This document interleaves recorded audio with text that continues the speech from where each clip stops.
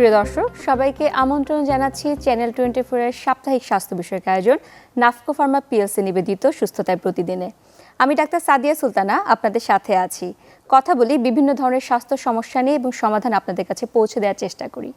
আজকে কথা বলতে এসেছি একটা এমন বিষয় নিয়ে যে বিষয়টি বিশেষ করে শীতকালে বেশি দেখা যায়। তা হচ্ছে পরিচিত অনেকেই অভিযোগ করে বিভিন্ন ধরনের জয়েন্টে ব্যথা, কারো কোমরে ব্যথা, কারো হাঁটুতে ব্যথা, আবার কারো অন্যান্য অঙ্গ প্রত্যঙ্গেও ব্যথা। এই ব্যথার পিছনের কারণ কি? এটি কি শুধু শীতকালেই বাড়ে? বৈজ্ঞানিক ভিত্তি কি? আর সবচেয়ে গুরুত্বপূর্ণ কথা হচ্ছে এই ব্যথা থেকে মুক্তির উপায় কি? আজকে এই বিষয় নিয়ে আমরা তাই কথা বলতে এসেছি। আমাদের আজকের বিষয় হচ্ছে শীতকালে ব্যথা, কারণ এবং প্রতিকার।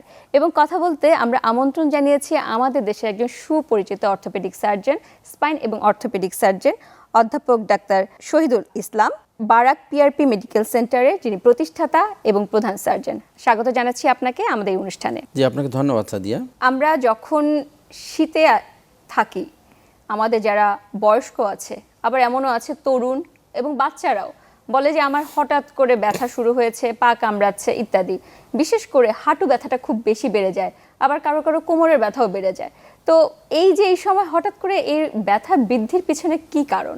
আসলে একটা জিনিস কথা হচ্ছে যে গতি মানেই কিন্তু জীবন বা জীবনী গতি। হ্যাঁ, তো আমাদের এই শীতের মধ্যে শীত যখন প্রচণ্ড তীব্র রূপ নিয়ে আসে, তো তখন আমাদের এই গতি কিন্তু মানে কমে যায়, অর্থাৎ আড়ষ্টতা আমাদেরকে মানে জেঁকে বসে। যেমন আপনি অন্য সময় আমরা মনে করেন যত অ্যাক্টিভ থাকি, আমরা কোনো কিছুকে কিন্তু পরোয়া করি না, কিন্তু এবার যেরকম শীত পড়েছে বা এই ভরা শীতের মৌসুমে আমাদের কিন্তু আমাদের লেপ কাঁথা কম্বল ছেড়ে আমাদেরকে কিন্তু বের হতেই কষ্ট হয়। তো তার মানে হলো যে আমাদের জীবনের যে প্রচণ্ড যে গতিবেগে আমরা ছুটি, সেই গতিতে কিছুটা মন্থরতা নেমে আসে।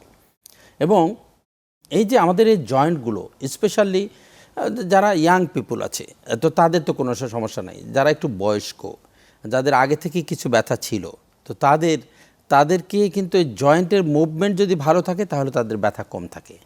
হ্যাঁ, কাজে এই শীতের মধ্যে তো তারা জড়সড় হয়ে লেপের মধ্যে বা কম্বলের নিচে মনে করেন শুয়ে থাকে আর কি বয়স্ক মানুষগুলো।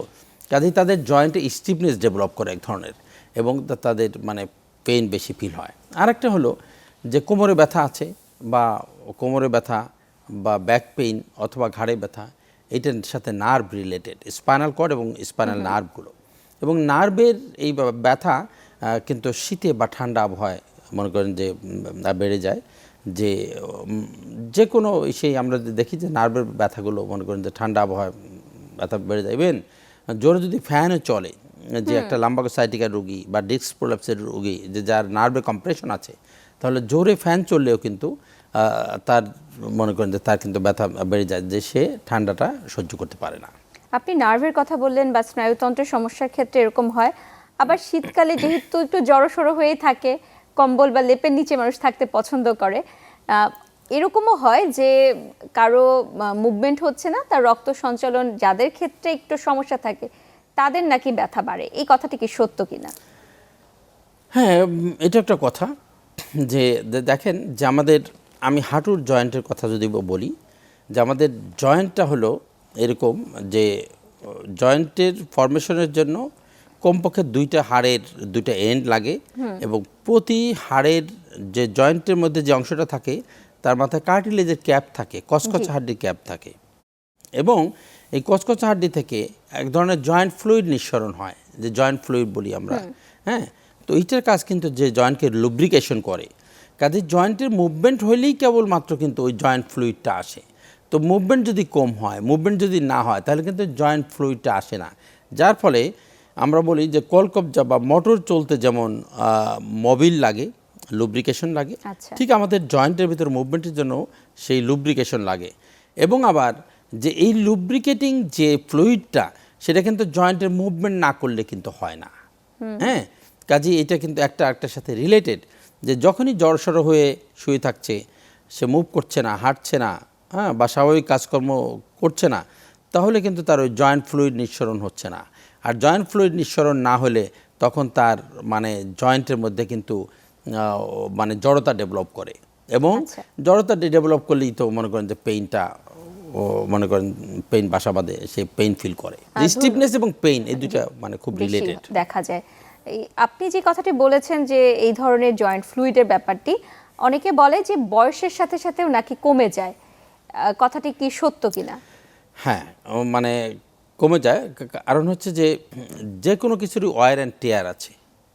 হ্যাঁ, যে আমাদের যেমন মেরুদণ্ডের প্রতি 2 হাড়ের মাঝখানে যে ডিস্ক থাকে, হ্যাঁ, এইটা বয়সের সাথে সাথে ডিস্কের মধ্যে যেমন ডিস্কের যেমন 2টা কম্পোনেন্ট, একটা বাইরের দিকে একটা একটু টাফার স্ট্রাকচার, শক্ত স্ট্রাকচার, ওটাকে বলে অ্যানুলাস ফাইব্রোসাস, আর ভিতরে থাকে নিউক্লিয়াস পালপোসাস, ওর ভিতরে জেলি লাইক সাবস্টেন্স থাকে, এবং জেলির মেইন মানে কম্পোনেন্ট হচ্ছে ওয়াটার, কাজে ওটা শক অ্যাবজর্বার হিসেবে কাজ করে। বয়সের সাথে সাথে, হ্যাঁ, বয়সের সাথে সাথে যে ওয়্যার অ্যান্ড টিয়ার হয়, যে তার যে বাইরের যে লেয়ারটা অ্যানুলাস ফাইব্রোসিসটা, এটাতে মাইক্রো পাংচার হয়, তখন ওইখান থেকে ওই যে মানে ভিতরে যে পানি থাকে ওইটা মানে ডিহাইড্রেশন হয়ে মনে করেন যে বেরিয়ে যায়।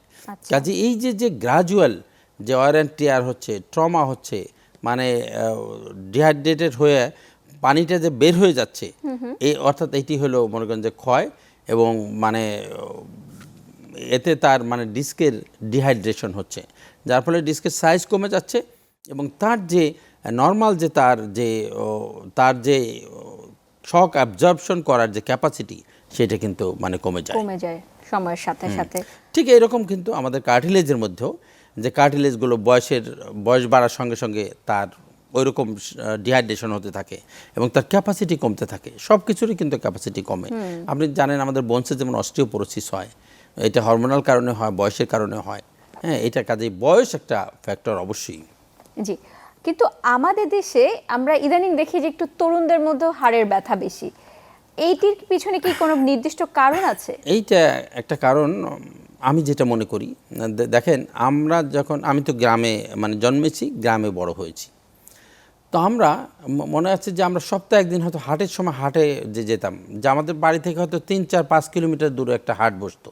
হাট বসতো বা বাজার বসতো উইকলি, যেটা মনে করেন যে বাজার বসে ওটাকে হাট বলা হয়, আমরা সবাই জানি আর কি।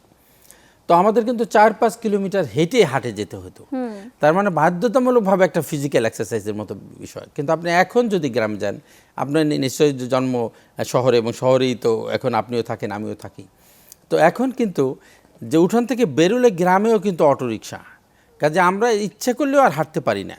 হ্যাঁ, কাজে এই যে আমাদের হাঁটা কমে যাচ্ছে, এটা একটা কারণ। আবার বিভিন্ন ধরনের জাঙ্ক ফুড, যে আগে যেমন আমরা ন্যাচারাল ফুড আমরা খেতাম, অথবা মনে করেন যে বাড়ির রান্না করা খাবারের বাইরে কিন্তু দোকানে কিন্তু বেশি কিছু পাওয়া যেত না, এখন দোকানে সব কিছুই পাওয়া যায় এবং জাঙ্ক ফুড পাওয়া যায়। কাজে এই সমস্ত জাঙ্ক ফুড আমাদের যে শরীরের যে স্ট্রাকচার, আমাদের যে বোনসের মানে গ্রোথকে, বোনসের হেলথকে মানে সব দিক দিয়েই মানে কিছু না কিছু ক্ষতি করে। জি, ধন্যবাদ। আমরা শুনি যে আমাদের জয়েন্ট বা হাড়ের ক্ষেত্রে ভিটামিন ডি খুব প্রয়োজন, এবং সেটি আমাদের দেশের মতো যে গরম দেশ, সেই সব দেশে তো স্বাভাবিকভাবে থাকার কথা একটু বেশি, কিন্তু আমাদের দেশে কেন এত ঘাটতি? ঠিকই বলেছেন। ইভেন এককালে আমাদের একসময় আমাদের দেশে যে অর্থোপেডিক হসপিটালটা, পঙ্গু হাসপাতাল যেটাকে বলি আমরা, নিটোরে, ওখানে ডাক্তারদের মধ্যে ভিটামিন ডি এর লেভেল পরীক্ষা করা হচ্ছিল, তো দেখা গেছে ওখানেও মানে 45% ডক্টরের ভিটামিন ডি ডেফিসিয়েন্সি আছে। তো ভিটামিন ডি কিন্তু তৈরি হয় সূর্যের আলোতে। হ্যাঁ, ভিটামিন ডি তৈরি হয় সূর্যের আলোতে, সেজন্য আমাদের দেশে সূর্যের আলো সাফিসিয়েন্টই আছে, এই কথা ঠিক, কিন্তু আমরা মানুষ দিনে দিনে মানে শহুরে হয়ে যাচ্ছি, আমরা একটু মানে সাহেবী জীবনে অভ্যস্ত। যেমন আপনার আমার কথাই ধরেন, আমাদের কি রোদে হাঁটার সময় আছে, রোদ পোহানোর সময় আছে? আমরা সকালে বের হয়ে হয়তো অনেকে গাড়িতে উঠি, তারপর আবার যে রুমে ঢুকি সেটাও এসি রুম, কাজে সূর্য কিন্তু বা সূর্যের আলো কিন্তু আমাদেরকে পায় না, এটা একটা কারণ। আবার যারা এ তুলনা মনে করেন যে যারা ঠান্ডা অঞ্চলের মানুষ, ওরা তো সময় করে বছরে যায়, যে সমুদ্র বিচে যায়, যে ওখানে যায় ভিটামিন ডি গ্রহণ করে সূর্যের আলো থেকে, কিন্তু আমাদের দেশে এগুলো কিন্তু আমরা করতে পারছি না।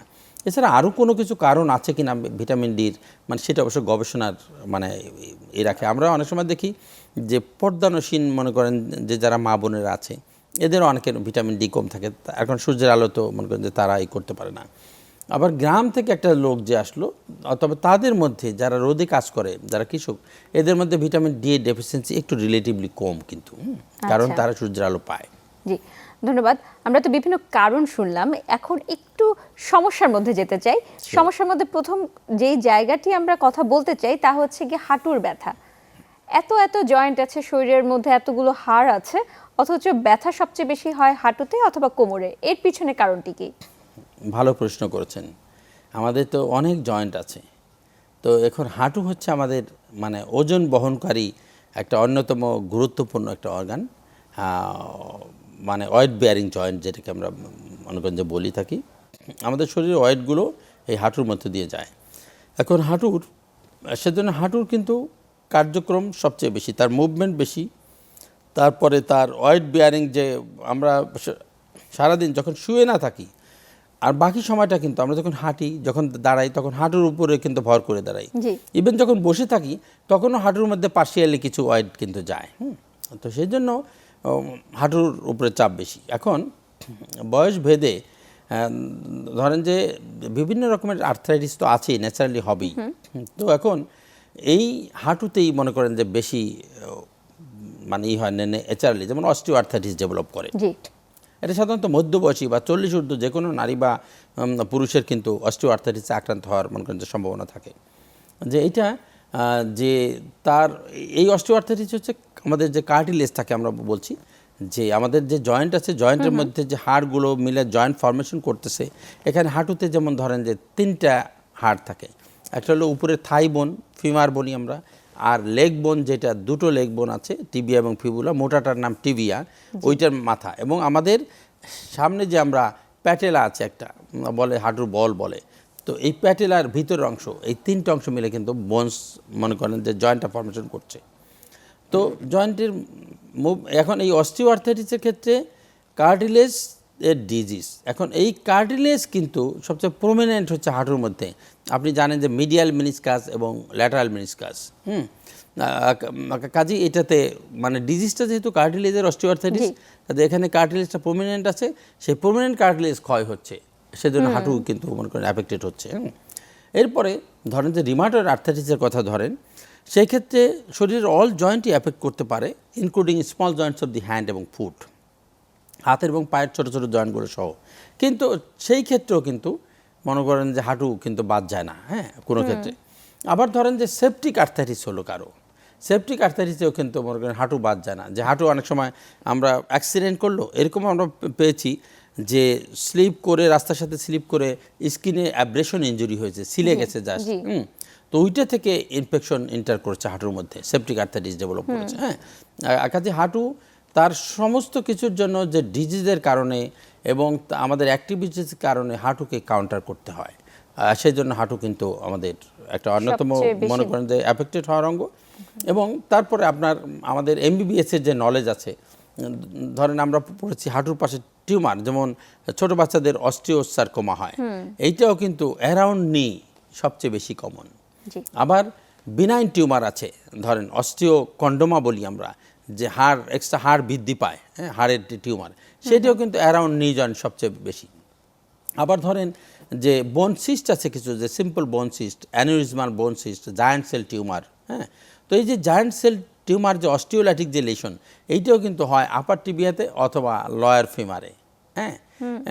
কাজেই সেই হাঁটুর আশপাশ দেয় যেন, মানে এটি হলো নিয়তি, এটা হাঁটুর হলো মনে করেন যে নিয়তি আমরা বলবো, যে বিনাইন অথবা ম্যালিগনেন্সি, হয় অস্টিও আর্থ্রাইটিস অথবা বিনাইন বোন টিউমার অথবা ম্যালিগনেন্ট বোন টিউমার অথবা ইনফেকশন। আবার অ্যাকুট অস্টিওমাইটিসের কথা তো নিশ্চয়ই মনে আছে, যে আপার টিবিয়াতে যে মেটাফেশিয়াল যে রিজিয়ন, ওইখানে মনে করেন যে বোনের যে বোনসের মধ্যে, বোনম্যারের মধ্যে যে ভাস্কুলার প্যাটার্নগুলো থাকে, ওটা এইরকম পেঁচানো পেঁচানো থাকে, বলছে হেয়ার পিন প্যাটার্ন। ওখানে যে ব্লাড ফ্লোটা স্লো হয়ে যায়, কাজে জীবাণু ওখানে সেটেল করে, কাজে অ্যাকুট অস্টিওমাইটিস ডেভেলপ করে। কাজে এইটা হলো এই জয়েন্টের নিয়তি, এখানেই আক্রান্ত হয় বেশি। আপনি খুবই গুরুত্বপূর্ণ কিছু কথা বলেছেন, এমনকি সংক্রমণও হাঁটুতেই বেশি হয়। তো সংক্রমণের কথা যেহেতু উঠলো, আমরা এই কথাটি শুনতে পাই যে যক্ষ্মা জীবাণু নাকি এই ধরনের জয়েন্ট বা হাড়ের মধ্যে হতে পারে। তো সেই ব্যাপারটা একটু জানতে চাই, সেটি কি হাঁটুতে ধরতে পারে কিনা? রাইট, আপনি চমৎকার একটা প্রশ্ন করেছেন। আমরা জানি যে যক্ষ্মা বা টিবি, হ্যাঁ, টিউবারকুলোসিস, এর জীবাণুর নাম হচ্ছে মাইকোব্যাকটেরিয়াম টিউবারকুলোসিস। তো আপনিও তো শেষ ফিজিশিয়ান, আপনারা অনেক এনকাউন্টার করেন এটা, যে আমরা জানি যে টিবির প্রাইমারি সাইট হচ্ছে লাংস, যে টিবিতে মানে পোর্ট অফ এন্ট্রি লাংস, যেটা নিঃশ্বাস প্রশ্বাসের সাথে আমাদের লাংসেই ঢুকবে, হয় সেখানে ইনফেকশন করুক অথবা না করুক। জি। তো লাংসে যদি ইনফেকশন করে তাহলে অ্যাক্টিভ পালমোনারি টিউবারকুলোসিস। কিন্তু এরকমও তো হতে পারে যে লাংসে ঢুকলো কিন্তু জীবাণুটা ডরম্যান্ট থাকলো, মানে ইনঅ্যাক্টিভ থাকলো, কোনো ডিজিজ করলো না, কিন্তু ওখান তো একটা সোর্স থাকলো, সেই সোর্স থেকে রক্ত প্রবাহের মাধ্যমে শরীরের যে কোনো জায়গায় যায় সেটেল হতে পারে, এবং মানুষের ইমিউনিটির দুর্বলতম মুহূর্তে তখন সেখানে যেহেতু অ্যাফেক্ট করতে পারে, সেখানে ওখানে ডিজিজ করতে পারে। হ্যাঁ, সেজন্য মানে যে কোনো জয়েন্টই যেমন টিবি হতে পারে, ঠিক সেরকমভাবে নি জয়েন্টও এটা থেকে বাদ যায় না। তবে এই অস্টিও আর্টিকুলার টিউবারকুলোসিস, আমরা এটাকে সেকেন্ডারি টিউবারকুলোসিস বলি, যে লাংস এটা বলি আমরা প্রাইমারি টিউবারকুলোসিস। সেকেন্ডারি টিউবারকুলোসিস হচ্ছে একটা অস্টিও আর্টিকুলার টিউবারকুলোসিস, এবং এর আরেকটাই কিন্তু স্পাইনে, মনে করেন মেরুদণ্ড কিন্তু মনে করেন টিবির খুব পছন্দসই জায়গা, যেটাকে আমরা মনে করেন যে টিবি স্পাইন বলি অথবা পটস ডিজিজ বলা হয় অনেক সময়। তো এই যে বিভিন্ন ধরনের সংক্রমণও হচ্ছে, বাতের কারণেও ব্যথা হচ্ছে, এবং এই ব্যথাগুলো শীতকাল আসলে একটু বেশি বেড়ে যায়। এমনকি এমন হয় যে কোথাও কোনো অপারেশন হলো বা কোথাও কখনো আঘাত পেলো, সেই জায়গায় হঠাৎ করে ব্যথা বেশি বেড়ে যায়। এর পিছনে কি কারণ? আমি যেটা বলেছি, আপনিও কিছু বলেছেন যে মুভমেন্ট কম, এবং মুভমেন্ট বেশি হলে কিন্তু সেখানে ভাস্কুলারিটিও মনে করেন যে বাড়ে।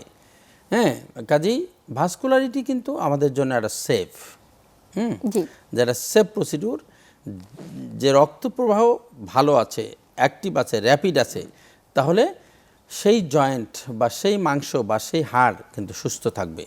এবং ওই যে যদি জড়সড় হয়ে থাকে, লেস মুভমেন্ট হয়, তাহলে স্টিফনেস ডেভেলপ করে, ব্যথা ডেভেলপ করে, এটাই কথা। জি, যেহেতু বলা হচ্ছে যে মুভমেন্ট করলে ব্যথা কমবে, কিন্তু অনেকে এমন আছে যে সে মুভমেন্ট করছে হঠাৎ করে, হয়তো কখনো খেলাধুলা করতো না, বা বছরের একটা সময় গিয়ে এই যে শীতকালে হঠাৎ করে ব্যাডমিন্টন খেলছে, তারপরে তার প্রচণ্ড ব্যথা। এর পিছনে কি কারণ? হ্যাঁ, এখন তো দেখেন, এটার কারণ হলো আমরা যখন মুভমেন্ট করি সেখানে সেই জয়েন্টগুলো অভ্যস্ত।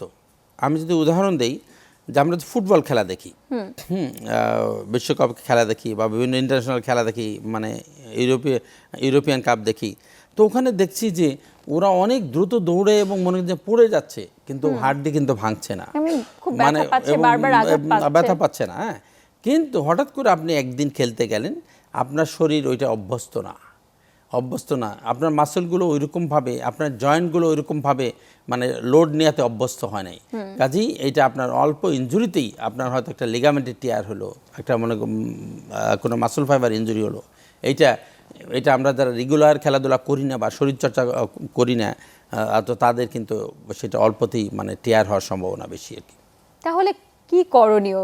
খেলাধুলা কি করবে না, বা খেলাধুলা করবে? হ্যাঁ, এই আপনি 5-7 বছরের মধ্যে করলেন না, একদিন কোনো অনুষ্ঠান হলো আপনি করলেন, ওইটা আপনার জন্য কাল হলো, সেদিন খেলাধুলা বরং করতে হবে, ফিজিক্যাল এক্সারসাইজ বরং করতে হবে। হ্যাঁ, যে আপনি খেলাধুলা না করেন, কিন্তু আপনি হাঁটবেন, আপনি দৌড়াবেন, শারীরিকভাবে মনে করেন যে ফিজিক্যাল এক্সারসাইজ করবেন, তাহলে আপনি মনে করেন যে এই সমস্যা আক্রান্ত হওয়ার সম্ভাবনাটা কম। সেজন্য এক্সারসাইজের এবং শারীরিক কসরতের, শারীরিক পরিশ্রমের কিন্তু কোনোই বিকল্প নাই, কারণ এটা যদি না করি তাহলেই অনেক ক্ষতি। যে বিভিন্ন মনে করেন যে বাত বেঁধে যেরকমটা ডেভেলপ করবে, আর হাড়ের নীরব ঘাতক আমরা বলি অস্টিওপোরোসিস, যে তাড়াতাড়ি মানে হাড় ক্ষয় শুরু হয়ে যাওয়ার সম্ভাবনা। সেজন্য যে লোক খেলাধুলা করে, স্পোর্টসম্যান, অথবা যে ব্যায়াম করে রেগুলার, অথবা যে শারীরিকভাবে মনে করেন যে পরিশ্রমের কাজ করে, তার কিন্তু এই অস্টিওপোরোসিসে আক্রান্ত হওয়ার মনে করেন সম্ভাবনাটা কম। সে মানে তার হাড় মজবুত থাকবে। এবং এটাকে আমি এভাবে বলি যে আপনার যদি অনেক ব্যাংক ব্যালেন্স থাকে, মনে করেন যে আমরা এখন আমাদের যৌবনকাল, আমরা যদি মনে করেন যে ব্যাংক ব্যালেন্স, আমরা অনেক পরিশ্রম করে অনেক টাকা ব্যাংকে জমা রাখতে পারি, তাহলে মনে করেন যে বৃদ্ধ বয়সে যেমন আমাদের অভাবে পড়ার মানে কি বলে দরিদ্র হওয়ার সম্ভাবনাটা কমে যায়, অর্থকষ্টে ভোগার সম্ভাবনাটা কমে যায়, ঠিক সেরকম যে মানুষটা তার যৌবনে পরিশ্রম করে বা ফিজিক্যাল এক্সারসাইজ করে অথবা কায়িক পরিশ্রম করে তার বোনসকে এবং হাড়কে গঠন করতে পেরেছে, তার অস্টিওপোরোসিস তত দেরিতে অস্টিওপোরোসিস আক্রান্ত হবে। এটাই কথা। ধন্যবাদ। আমরা হাঁটুর কথা শুনছিলাম, তারপরেই চলে আসে কোমরের ব্যথা। এই কোমরের ব্যথার কারণটি জানতে চাই, কেন শীতে এত বেশি বাড়ে? হ্যাঁ, কোমর ব্যথা শীতে যেমন বাড়ে জয়েন্টের পেনের মধ্যে, কারণ কোমরে তো জয়েন্ট আছে। কোমরে আমাদের স্যাক্রোয়াইলিয়াক জয়েন্ট আছে, তারপর আমাদের মেরুদণ্ডের প্রতি 2 হাড্ডির মাঝখানে জয়েন্ট। কাজেই জয়েন্টের জন্য যে কারণে জয়েন্টের ব্যথা বাড়ে, ঠিক এখানেও মনে করেন যে সেটা আর কি প্রযোজ্য। তবে কোমর ব্যথার মনে করেন যে কোমর ব্যথা তো একটা বিরাট একটা সাবজেক্ট, এবং আমি বলি যে ইটস এ বিগ ইন্ডাস্ট্রি। হ্যাঁ, এবং এই ইন্ডাস্ট্রি আমরা অনেক শ্রমিক, আমরা যারা এটার চিকিৎসা করি, যেমন আমরা অর্থোপেডিক্স স্পাইন সার্জন আছি, যারা নিউরো স্পাইন সার্জন আছেন, যারা ফিজিক্যাল মেডিসিন আছেন, রিমাটোলজিস্ট আছেন, যারা ইভেন যারা ফিজিওথেরাপিস্ট আছেন, এরা কিন্তু সবাই মানে আমরা সেই মানে বিগ ইন্ডাস্ট্রিতে আমরা মনে করেন যে কাজ করি। হ্যাঁ, যে এত প্যাশেন্ট যে, এবং কোমর ব্যথা জীবনে হয় নাই এরকম মানুষের সংখ্যা কিন্তু কম। একটা গবেষণা দেখা গেছে যে 85% মানুষ তাদের জীবনের কোনো না কোনো পর্যায়ে কোমর ব্যথায় কিন্তু আক্রান্ত হয়। হ্যাঁ, আর সেজন্য কোমর ব্যথার অনেক কারণ, এর ভিতরে মনে করেন মেডিকেল কজ আছে, কিছু সার্জিক্যাল কজ আছে। তো আমরা অর্থোপেডিক সার্জনরা আমরা সবচেয়ে বেশি যে রোগীগুলো পাই, যে ডিস্কের প্রবলেম, যেমন ডিস্ক প্রোল্যাপস, পিএলআইডি বলি আমরা, প্রোল্যাপস নাম্বার ইন্টারভার্টেবল ডিস্ক। তারপর আমরা পাই স্পন্ডাইলোলিস্থেসিস, যে একটা হাড্ডির চেয়ে আরেকটা হাড্ডি সামনে বা পিছনে সরে গেল। এরপরে ধরেন যে ট্রমাটিক কজ হতে পারে, মানে কোনো বোন ফ্র্যাকচার হয়েছে, মেরুদণ্ডের ফ্র্যাকচার হয়ে বোনসের কিছু অংশ স্পাইনাল কর্ডকে বা নার্ভ রুটকে চাপ দিচ্ছে, এটা হতে পারে। তারপর আমরা কথা বলছিলাম যে আপনি জিজ্ঞেস করছিলেন যে টিবি, বোন টিবি, স্পাইন টিবি হতে পারে। তারপর টিউমার হতে পারে স্পাইনাল কর্ডের মধ্যে, কিন্তু যে টিউমার এখানে বিনাইন টিউমার হতে পারে, আবার ম্যালিগনেন্ট টিউমার বা ক্যান্সার পর্যন্ত হতে পারে। আচ্ছা। এবং এই টিউমার মনে করেন যে স্পাইনাল কর্ডের মধ্যে হতে পারে, আবার স্পাইনাল কর্ডের বাইরেও হতে পারে। আবার হতে পারে যে এরকম যে শরীরের ওই স্পাইনাল কর্ডের ওইখানেই মানে প্রাইমারি টিউমারটা তৈরি হয়েছে। আবার এরকম হতে পারে যে শরীরের অন্য জায়গায় তৈরি হয়েছে। যেমন আপনি যে জানেন যে আমরা মেটাস্টেটিক টিউমার যেটাকে বলি বোন টিউমার, যেমন আমাদের থাইরয়েড, ব্রেস্ট, লাংস, কিডনি এবং প্রোস্টেট থেকে যে টিউমারগুলো আসে, যে ওইখানে যে ক্যান্সারটা তৈরি হচ্ছে সেই ক্যান্সারটা আর ওইখানে থাকছে না, মানে ওখানে তো থাকছেই র্যামাটিসাইড হিসেবে, কিন্তু ওইখান থেকে ক্যান্সারের কিছু সেল রক্ত প্রবাহের মাধ্যমে অনেক শরীরের অন্য জায়গায় ছড়িয়ে পড়তে পারে। এইটা কিন্তু মনে করি মেরুদণ্ড আসে, এটাকে আমরা বলি সেকেন্ডারি মেটাস্টেসিস। হ্যাঁ, এটা কিন্তু এক ধরনের ক্যান্সার। কাজে এরকম নানাবিধ কারণ হতে পারে কোমরে ব্যথার। তবে সবচেয়ে মানে বিনাইন কন্ডিশনগুলোর ভিতরে ডিস্ক প্রোলাপস লাম্বার ইন্টারভার্টেবল ডিস্ক, এটা কিন্তু একটা বড় কারণ। হ্যাঁ, যে মানে এই রোগীগুলো অ্যাবসলিউটলি কোমর ব্যথা নিয়ে আসতে পারে। আবার কোমর ব্যথা ডান পায়ে নামতেছে বা বাম পায়ে নামতেছে, অথবা একই সাথে 2 পায়ে নামতেছে, এটাকে বলি আমরা বাইল্যাটারাল লাম্বাগো সায়াটিকা, এরকম অনেকে প্রেজেন্ট করতে পারে। আবার এরকম হতে পারে যে সিরিয়াস কমপ্লিকেশন আছে একটা, যে কডাইকোনা সিনড্রোম। হ্যাঁ, যে 2 পা অবশ হলো, তারপর তার সে পেশাব ধরে রাখতে পারতেছে না, অথবা পেশাব হচ্ছে না, অথবা পায়খানা হচ্ছে না 3-4 দিন যাবত, কনস্টিপেশন ডেভেলপ করে। আবার মনে করেন যে ছেলেদের ক্ষেত্রে একটা যে সেক্সুয়াল ইম্পোর্টেন্স নিয়ে আসতে পারে, তো এটাকে বলি আমরা কডাইকোনা সিনড্রোম। এটা হলো এই কোমর ব্যথার যে পিএলআইডি অসুখটা আছে, এটার একটা গ্রেভ কমপ্লিকেশন। এই ক্ষেত্রে সার্জারি মাস্ট এবং খুব দ্রুতই করতে হয়। তো এই ক্ষেত্রে কেন এই সমস্যাগুলো বেশি হচ্ছে? হাড়ের ব্যথা অথচ ধরছে নিচের দিকে পায়ের মধ্যে। হ্যাঁ, রাইট। এখন এটা আমি বলেছি যে ডিস্ক প্রোল্যাপসটা কী জিনিস আসলে, এটা যদি আমরা মনে করেন আমাদের দর্শকদের জন্য বলি, যে মেরুদণ্ডের প্রতি 2 হাড্ডির মাঝখানে ডিস্ক থাকে আমরা, এবং ওই যে এইটার পিছনে কিন্তু আমাদের শিরদাঁড়ার যে পিছনে একটা ক্যানেল থাকে।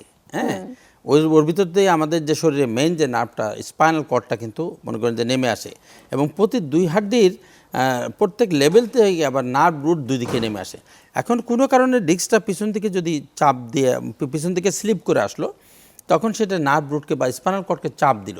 এখন স্পাইনাল কর্ডের যে ফাংশন আমরা যে পেশাব পায়খানা করি, তারপর আমাদের যে সেক্সুয়াল ফাংশন আছে, আমাদের যে হাত পা নড়ানোর যে ক্যাপাসিটি অথবা সেন্সেশন ক্যারি করার যে সবই তো এগুলো স্পাইনাল নার্ভের ফাংশন। তো স্পাইনাল নার্ভকে যখন চাপ দিচ্ছে, তখন স্পাইনাল নার্ভ অথবা স্পাইনাল কর্ডটা সে ফাংশন আর করতে পারছে না।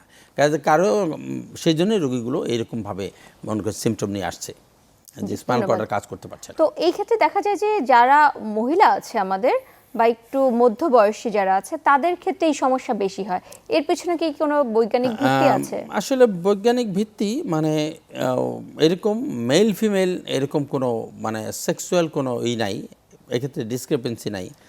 যেমন রিউমাটয়েড আর্থ্রাইটিস কিন্তু 3 জন 3:1, যে একজন পুরুষ যদি হয় তাহলে 3 জন মহিলার হয়।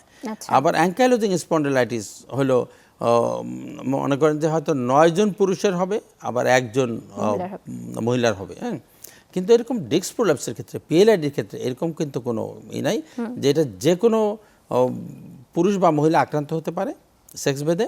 তবে আমাদের দেশের মনে করেন মহিলাদের তো একটু অ্যাবনর্মাল পজিশনে মানে বেন্ডিং হয়ে সামনের দিকে ঝুঁকে অনেক কাজ করতে হয় মা খালাদের, হ্যাঁ, বা আমাদের মনে করেন যে বোনদের। তো তখন এই যে বেন্ডিংভাবে কোনো একটা ওজন তুললো, সে হয়তো পানির ঘড়াটা উঁচু করলো অথবা ভাতের হাঁড়িটা উঁচু করলো, তো তাহলে ওই ক্ষেত্রে তার ডিস্কটা ফেটে যে মনে করেন তার নার্ভ রোডকে চাপ দিতে পারে। তো এইগুলো এই ঘরকন্যার কাজগুলো করতে যেয়ে মহিলারা এরকম আক্রান্ত হতে পারে। জি, এই যে ব্যথাগুলো শীতকাল হলেই বেশি হচ্ছে, তো অনেকেই দেখা যায় যে বিভিন্ন ধরনের মাসাজ নিচ্ছে, গরম সেক দিচ্ছে, এই ব্যাপারগুলো কি ঠিক? আসলে যদি কোনো ইনফেকশাস কোনো কজ না থাকে, আমাদের কোনো সেপটিক কজ বা টিউবারকুলোসিস এরকম যদি না থাকে, তাহলে কিন্তু ওই যে কোনো ব্যথার জন্য এটা ফিজিক্যাল থেরাপি, যে একটু হালকা গরম তেল নিল, একটু ম্যাসাজ করলো জেন্টলি, তো মনে করেন আরাম লাগে, এটা দোষের কিছু নাই। কিন্তু যদি কোনো ফ্র্যাকচার হয় অথবা কোনো সেপটিক আর্থাইটিস ডেভেলপ করছে, সেই ক্ষেত্রে এটা কন্ট্রাইন্ডিকেশন, এটা করা যাবে না। জি, তো সেই ক্ষেত্রে ব্যথার ওষুধ কিভাবে খেতে হবে? ব্যথার ওষুধ খাওয়া নিয়ে অনেকের মধ্যে অনেক ভয়ও কাজ করে, আবার অনেকে দেখা যাচ্ছে দিনের পর দিন ব্যথার ওষুধও খাচ্ছে। হ্যাঁ, এইটা খুবই ভালো একটা প্রশ্ন করেছেন, যে বাংলাদেশ হলো এরকম দেশ যেখানে মানুষ ওষুধের দোকান থেকে নির্বিঘ্নে ওষুধ কিনে খেতে পারে, কিন্তু এইটা কিন্তু হওয়া উচিত না। দুনিয়ার সভ্য দেশ যাদেরকে আমরা বলি, ওইখানে উইদাউট প্রেসক্রিপশন কোনো পেইন কিলার কেন কোনো ওষুধ কেনা যায় না, শুধুমাত্র প্যারাসিটামল এবং গ্যাসের ওষুধ ছাড়া অন্য কোনো ওষুধ কিন্তু কেনা যায় না। ঠিক সেরকমভাবেই আমাদের দেশে বা মানুষের সুস্থ থাকার জন্য ডাক্তারের প্রেসক্রিপশন ছাড়া কোনো পেইন কিলার, কোনো স্টেরয়েড জাতীয় ওষুধ নিজে নিজে খাওয়া যাবে না, তাহলে সেটা ভয়াবহ ক্ষতি ডেকে আনতে পারে, কিডনি নষ্ট হয়ে যেতে পারে। তবে মানে কোনো কোয়ালিফাইড ডক্টর যদি প্রেসক্রিপশন করে, এবং পেইন কিলার একটা লিমিটও আছে যে দিনের পর দিন মাসের পর মাস পেইন কিলার খাওয়া যাবে না, তাহলে তার কিডনি ড্যামেজ হতে পারে।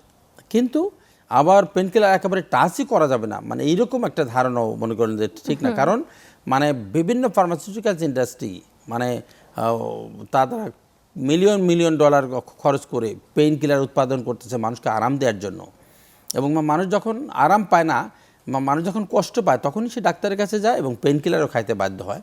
সেই জন্য কোয়ালিফাইড ডক্টরের প্রেসক্রিপশন অনুযায়ী পেইন কিলার খাওয়া উচিত। নিজে নিজে কোনো পেইন কিলার ইভেন স্টেরয়েড জাতীয় ওষুধ মানে খাওয়া উচিত না, তাহলে এটা ভয়াবহ ক্ষতি ডেকে আনতে পারে। সেক্ষেত্রে ক্যালসিয়াম এবং ভিটামিন ডি নিজে থেকে খাওয়ার ব্যাপারে আপনাদের পরামর্শ কি?